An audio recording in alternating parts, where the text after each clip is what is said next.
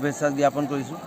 আমাৰ কমাৰচুকবাসী তথা এই আঞ্চলিকৰ ভিত্তিত সকলোৱে সহযোগত এই যি 3দিনীয়া ভাগৱত পাঠ অনুষ্ঠান আৰম্ভ হৈছিল, এই 3দিনীয়া কাৰ্যসূচী আজি অন্তিম দিন ভাগৱতৰ শোভাযাত্ৰা আছিল। এই শোভাযাত্ৰাতে আমাৰ গাঁৱৰ বুঢ়া আটা সকলোৱে মিলি গোটেই গাঁওখনত ঘৰৰ পদূলিয়ে পদূলিয়ে হৰিনামৰ বিস্তাৰ কৰি ইয়াৰ জৰিয়তে এই নামৰ জৰিয়তে এই বিশ্ব ব্ৰহ্মাণ্ডৰ চাৰিমুঠি জীৱ উৰণ বুৰণ ভ্ৰমণ গজন সকলোৱে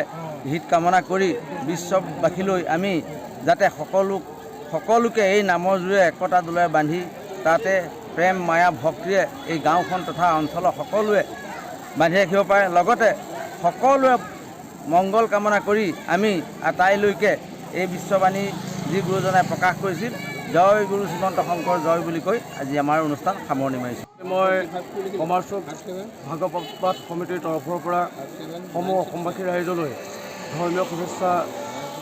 প্ৰেৰণ কৰিছোঁ। আপোনালোকক জনাবলৈ পাই সুখী হৈছোঁ যে অনুসূচিত জাতিৰে ভৰা এই কমাৰচুক গাঁৱত প্ৰায় 250 ঘৰ মানুহ আছে আৰু এই 250 ঘৰ মানুহে সমূহীয়াভাৱে আজি 22 বছৰ ধৰি এই ভাগৱত পাঠ অনুষ্ঠান পাতি আহিছে। বিভিন্ন আমাৰ যিসকল মানুহ আছে বাহিৰত থকা বা গাঁৱৰ যুৱক যুৱতী ডেকা বুঢ়া মহিলা আই মাতৃসকল সকলোৱে এই ভাগৱত পাঠত অংশগ্ৰহণ কৰি ভাগৱত ভ্ৰমণৰ জৰিয়তে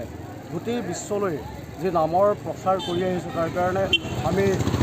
ৰাইজৰ ওচৰত চিৰৰণি আমি সমিতিখনে সদায় চেষ্টা কৰি আছোঁ যে এই আমাৰ যি নাম ধৰ্ম শংকৰদেৱে যি নামৰ ভেটি প্ৰতিষ্ঠা কৰি থৈ গৈছে, এই ভেটি যাতে আমাৰ গাঁৱৰ পৰা আমি নাম প্ৰচাৰ কৰি যাতে গোটেই অসমত আমি শংকৰদেৱৰ যি স্থান আছে সেই স্থান যাতে আমি আন্তঃৰাষ্ট্ৰীয় পৰ্যায়লৈ লৈ যাব পাৰোঁ, তাৰ কাৰণে সদায় আমি চেষ্টা কৰি আহিছোঁ। আমাৰ ৰঙা সমষ্টিৰ সন্মানীয় বিধায়ক শ্ৰীযুত শশীকান্ত দাসেও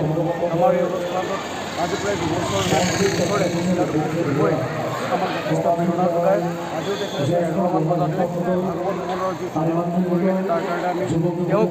এই ৰাইজৰ তৰফৰ পৰা আন্তৰিকভাৱে শুভেচ্ছা জ্ঞাপন কৰিছোঁ আৰু আশা ৰাখিছোঁ এই নামৰ জৰিয়তে গোটেই অসমতে আমাৰ এই গাঁওখনৰ যাতে নাম উন্নত হয়, যাতে ধৰ্ম প্ৰচাৰ হয়, তাৰ প্ৰতি কামনা ৰাখিছোঁ।